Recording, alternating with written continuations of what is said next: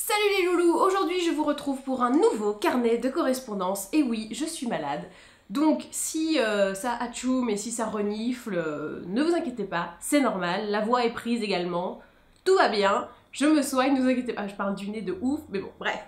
D'ailleurs, petite réflexion, est-ce que vous aussi, quand vous êtes malade, vous avez la sensation de ne pas avoir de cils? Je sais pas comment ça vous... Parce que vu que j'ai les yeux secs, j'ai l'impression de... comme ça. Et en fin de journée, j'ai un peu l'impression que j'ai plus de cils, quoi. Vous me dites si vous aussi vous êtes dans ce cas de choses très cheloues. Bref. On va commencer avec vos questions et avec mes réponses. Question de Vanessa. Bonjour, j'ai déjà essayé de nombreux fonds de teint, mais je n'ai pas encore trouvé celui qui couvre bien avec un effet naturel et qui masque quand même les pores dilatés. Aurais-tu un conseil, une marque ou une référence à conseiller? Help me, lol. Merci par avance. Alors, Vanessa, par où commencer? Un fond de teint qui va couvrir les pores dilatés, à ma connaissance, c'est assez compliqué parce que ça fait pas ça en fond de teint. En fait, ce qu'il te faudrait, c'est ce qu'on appelle un blur, qui, genre The Professional de Benefit, il y en a dans plein de marques, et généralement, ça se vaut à peu près. Donc un blur, ça va flouter et un petit peu combler tous les petits trous de tes pores dilatés. Un fond de teint, normalement ça fait pas ça, à moins d'être très épais, et dans ce cas-là, l'effet naturel que tu veux, tu l'auras certainement pas. Donc je te conseille de mettre plutôt une base qui serait un blur, donc uniquement là où tu as des pores dilatés, je sais pas où tu as des pores dilatés, mais voilà, tu fais ça localement, et ensuite tu vas mettre un fond de teint. Donc moi en ce moment, je suis plutôt fan du Healthy Mix de Bourjois, qui justement couvre un peu, mais effet très naturel. Après, plus tu vas aller dans un effet couvrant, moins ça va être naturel, bien évidemment. Donc il faut essayer de trouver un petit peu le juste milieu. Il y a des trucs très naturels, genre Next to Nothing de MAC, qui sont pas mal. J'aime bien Accord Parfait de L'Oréal Paris aussi, qui pour le coup là t'as un bon compromis. Et là j'ai testé, enfin avec de la bonne teinte, le fond de teint Fenty de Fenty Beauty, donc la marque de Rihanna. Là ça couvre vraiment très bien, et pour cet effet photoshopé que tu peux peut-être vouloir, il est pas mal. Je ne te dis que ça. Question de Coralie. Un conseil pour ne pas briller au cours de la journée, j'ai la peau grasse et cela m'arrive souvent, merci. Alors, si tu as la peau grasse, tu vas briller en cours de journée, c'est normal. Ta peau est comme ça, il n'y a pas de... Voilà. Donc, pour essayer de limiter, il faut bien en prendre soin. Donc, tu vas faire des masques absorbants, tu vas prendre des crèmes hydratantes, mais sous forme de gel, qui vont donc pas rajouter du gras sur la peau. Donc, tu essayes d'absorber au maximum avec du soin. Ensuite, fond de teint mat. Des trucs qui... il faut que ce soit écrit fond de teint mat dessus, ou fond de teint peau grasse, ou voilà. Donc tu choisis celui que tu veux. Encore une fois, c'est celui de Rihanna, mais cette fois en stick. Il est plutôt pas mal. Alors beaucoup de gens m'ont dit oui, mais en fait c'est plutôt un anti-cerne qu'un fond de teint. C'est écrit fond de teint dessus. Alors certes, la quantité par rapport à un fond de teint normal, elle est un peu réduite, mais c'est un fond de teint. Et il est mat, et je pense que si tu brilles beaucoup, il peut être pas mal. Et ensuite, par-dessus, petite poudre matifiante. Tu sais, celles qui sont de couleur blanche, qui n'ont pas vraiment de couleur, et qui, je trouve, sont plutôt sèches et pas mal pour éviter de briller. Tu brilleras quand même, sorry. Même si tu mets une base matifiante, même si tu... Voilà, tu peux tout mettre. Si t'as la peau vraiment grasse, ça brillera. Donc je te conseille petit papier matifiant dans le sac. Il y en a partout, chez Kiko, chez DHC, enfin il y en a plein. Je trouve que globalement, à quelques détails près, ça se vaut. Donc petit papier matifiant dans le sac. Moi je le fais, hein, toujours milieu d'après-midi, petit papier matifiant. Et tu ne brilles plus. Voilà.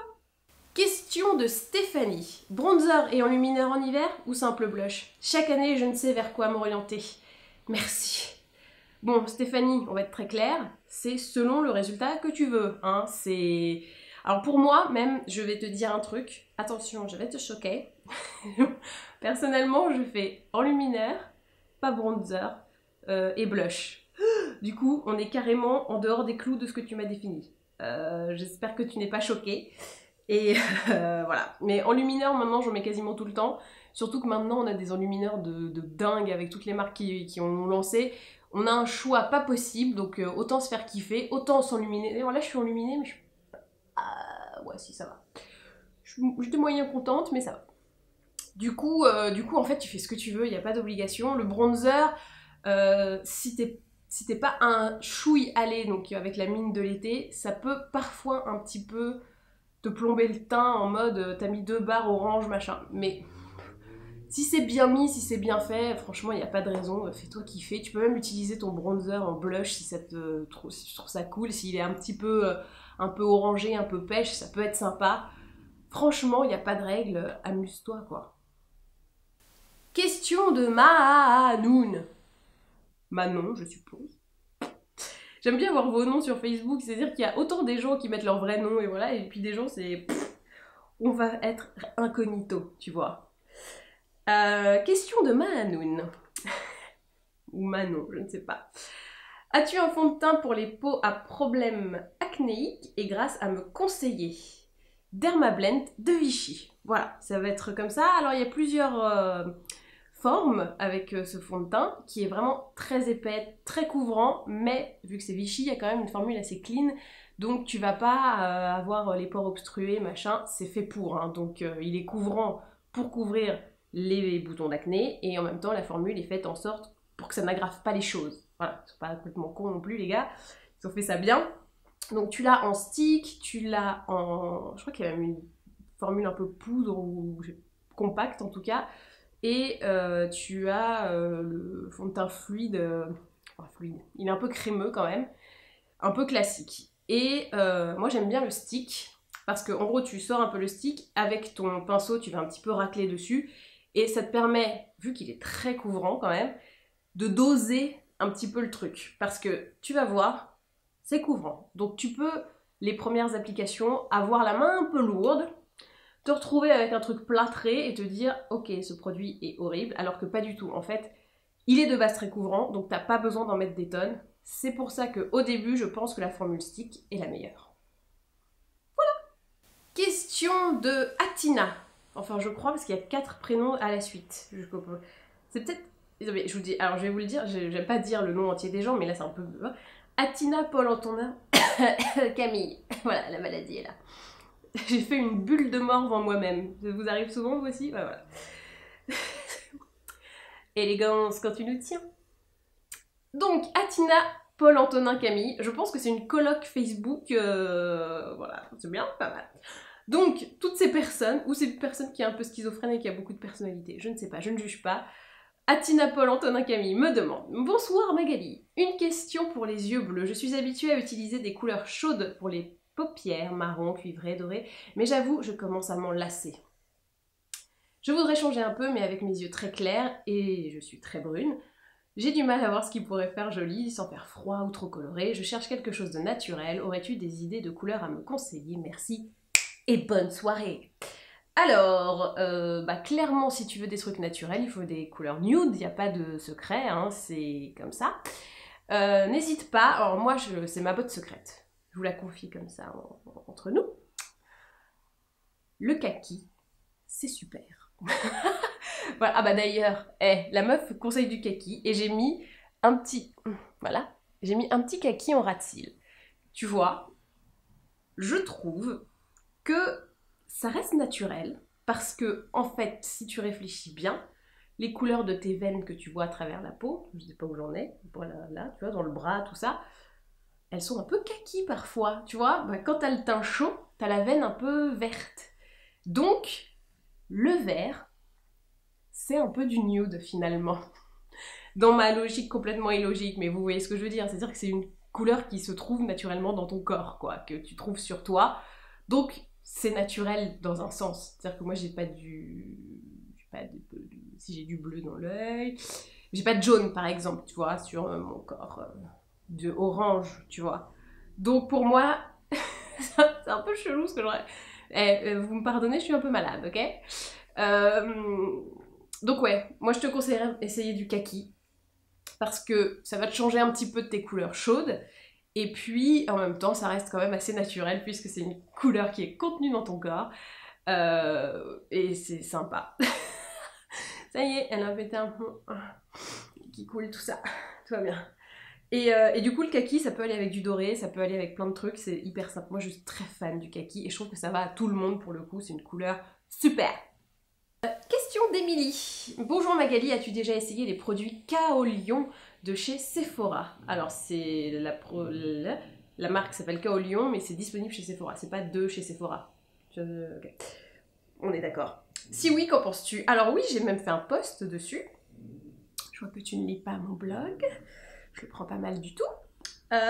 Donc j'ai testé, c'était 2 masques, je sais plus comment ça s'appelait, double je sais pas quoi, port dilaté, machin truc. Et c'était plutôt pas mal, franchement j'étais assez agréablement surprise parce que j'avais pas misé un copec là-dessus, je vous le dis entre vous et moi. Je me suis dit ouais bon alors entre dans le truc, on se la joue coréen, machin, si ça se trouve ça suit la mode des produits coréens et puis en fait c'est un peu de la merde. Et bah pas du tout, c'était vachement bien. Donc bon, j'ai testé que ces 2 produits-là, mais ils étaient quand même... j'ai vu le port se faire comme ça. Très bonne nouvelle, donc on est content. Question de Gaëlle. Bonjour Magali, dans quel ordre doit-on appliquer crème de jour, base, enlumineur, correcteur, fond de teint ou bébé crème quand on veut faire la totale? Ah! Alors, ok, on y va. Donc, en 1, sérum. Contour des yeux, normalement il est recommandé de le mettre plutôt le soir que le matin, à part si vraiment t'as un cerne creusé de ouf, coloré de ouf, des poches, des machins, où là tu peux aussi le mettre le matin, mais normalement c'est mieux le soir puisque c'est là que toutes les fluides stagnent et tout, et c'est là que ça a besoin de drainage, etc. Donc normalement plutôt le soir. Si tu le mets le matin, moi je le mets après le sérum. Après je sais pas quelle est la règle exacte, je pense que c'est ça. Donc sérum, contour des yeux, ensuite crème de jour, voilà. T'attends que ça pénètre, ou si c'est un soin qui pénètre vite, tu n'attends pas. Base, fond de teint, anti-cerne correcteur. Attends, je répète en même temps, hein, anti-cerne correcteur, c'est ça. J'ai fait mon teint, nanana. Je poudre. Ah, après, il y a des... tu vois. Je poudre, sauf si je veux mettre un blush crème, où là, je poudre pas la zone là, mais juste ma zone T. De toute façon, mieux vaut poudrer que la zone T et le cerne juste pour, tu vois, écraser les couches et fixer. Donc, tac, poudre, blush, enlumineur. Et pareil, si tu mets de l'enlumineur bien haut, tu mets pas de poudre là où tu mets de l'enlumineur. Ça peut un peu... Poudre, enlumineur. Ah, mais je t'ai pas dit si tu faisais ton contouring aussi. Ha! Et bah, contouring, juste après les correcteurs. Correcteur, contouring, poudre. Voilà. J'ai l'impression de ne pas être claire du tout. C'est... je suis malade, ok. Voilà. Et puis tu peux repoudrer un petit coup pour... Voilà, ouais. En gros, tu commences toujours par ce qui est de plus gras et tu termines par ce qu'il y a de plus sec. Question d'Hélène. À votre avis, quelle est la meilleure façon d'appliquer le fond de teint? Pinceau, beauty blender, éponge? Merci.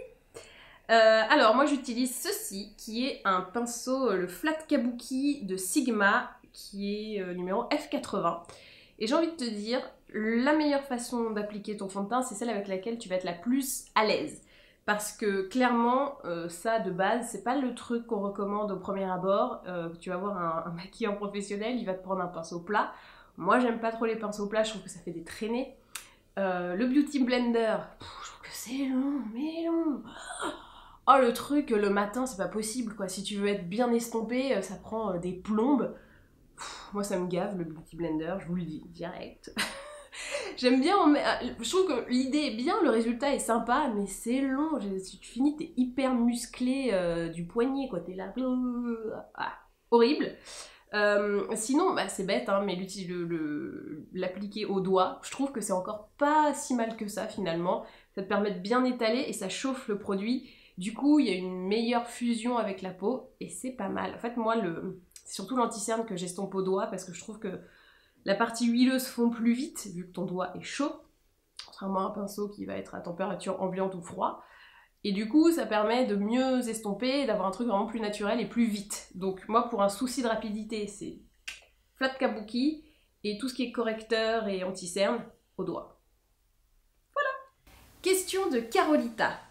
Bonjour Magali, Tu te fais des yeux de ouf. Ouh. Peux-tu me dire quel est le pinceau flouteur que tu utilises dans les reines du make-up pour maquiller tes paupières? Merci. Tadam, il est là. C'est le... Hop, et ben voilà, le nom est effacé. 228 Luxe Crease de Zoeva. Voilà. Globalement, c'est ce type de pinceau qu'il vous faut dans la forme. Moi, j'appelle ça un pinceau peintre parce que, avec le nez bouché, j'arrive pas à le dire, le pinceau peintre. Vous voyez un peu la forme que ça a, ce truc, vous voyez, un peu comme, pas une goutte, mais ça fait... Voilà, un peu pinceau aquarelle, d'où le fait que j'appelle ça pinceau peintre. Et c'est très pratique, et c'est très fluffy en même temps, ça reste pas trop pourri quoi, dans l'écartement. Pourri dans l'écartement, tout va bien. Et voilà, moi oui, je l'aime. Et il est décliné en plein de trucs chez Zoeva. En fait, chez Zoeva, vous avez les mêmes pinceaux dans plein de couleurs différentes, dans plein de gammes, mais c'est les mêmes en fait. Par exemple, là, vous pouvez l'avoir en vegan dans la gamme bambou. Vous pouvez l'avoir un peu plus luxe. Alors le manche, je crois qu'il est métallisé ou noir. Enfin bref, je sais plus trop exactement. Mais bref, chez Zoeva, vous pouvez vous faire plaisir sur le look et avec toutes les implantations possibles et inimaginables. Ouais, j'aime bien cette marque. Question d'Emmanuel. Bonjour Magali, pourrais-tu me conseiller pour l'achat de pinceaux de maquillage de base? Quels sont tes chouchous? Mon mari m'avait acheté de très cher de chez Sisley, mais ils perdent déjà leur poil et je ne suis pas super contente, merci. Bon bah je vous le disais tout à l'heure, pour moi les pinceaux qui ont un très bon rapport qualité-prix en fait, c'est ceux de Zoeva, parce que tu vas pouvoir, alors surtout, aller sur le site, là vous allez avoir plein de kits où vous avez 5-6 pinceaux, et même il y a des kits luxe qui ont une vingtaine de pinceaux, qui finalement, la somme peut paraître un peu chère en soi, mais pour 20 pinceaux, je crois que ça doit être 100 €. Pour 20 pinceaux, c'est pas mal, quoi. Et en plus, ils sont vraiment de très bonne qualité, vous avez toutes les implantations possibles et inimaginables. Pinceau biseauté, le pinceau cut crease, le pinceau... Vous en avez mais plein. Ils sont... voilà, moi je les adore. Et quel autre pinceau? Ah, les pinceaux Urban Decay aussi, ils sont très bien. Alors, on n'en parle pas beaucoup, on parle plus des palettes, mais en fait, les pinceaux sont aussi pas mal. Là, il y a une gamme un peu plus restreinte quand même, mais vous pouvez trouver votre bonheur. Niveau prix, je crois que c'est un peu plus cher malheureusement, mais ils sont très bien. Qu'est-ce qu'on a d'autre? Je les regarde en même temps, ils sont là-bas les petits. Bon, évidemment les MAC. Ah! Mais là, c'est un budget, mais ils sont... Moi, j'ai jamais été déçue par un pinceau MAC, donc voilà, je vous le recommande forcément. C'est un budget. Voilà. Les Kat Von D. Grosse surprise, mais ils sont franchement pas mal. Donc, alors ils ont une forme un petit peu particulière. C'est pas des grands classiques. C'est des trucs un peu revisités, mais ils sont bien. Moi, je les aime bien. Et je crois que c'est à peu près tout, hein. Après, il y a les Sigma, les machins et tout, mais je ne vais pas tous tester. Je crois que les Sigma, à part mon flat kabuki, j'en ai pas, donc je préfère pas trop me mouiller. Je sais que de réputation, ils sont très bons, mais pour les avoir testés pas plus que ça, je reste sur la réserve. Je crois que c'est tout. J'ai beaucoup de Zoeva en fait. Je les vois d'ici, j'ai pris toutes les couleurs de Zoeva. Mais je les aime bien. Et enfin, voici venue l'heure de la dernière question. Bah ouais, je sais, ça file. Elodie me demande: bonjour Magali, aurais-tu un produit à me conseiller pour resserrer les pores du visage? Alors, et ben justement, on en parlait. Les produits Kaolion sont vraiment pas mal. J'ai testé, en fait, c'est 2 masques. Le premier qui va dilater le pore pour le nettoyer, et le deuxième qui va resserrer le pore. Et franchement, ça marche plutôt pas mal. Après, il y a beaucoup d'autres produits comme des masques, bien sûr. Donc tout ce qui est masque à l'argile rose, etc. C'est franchement pas mal.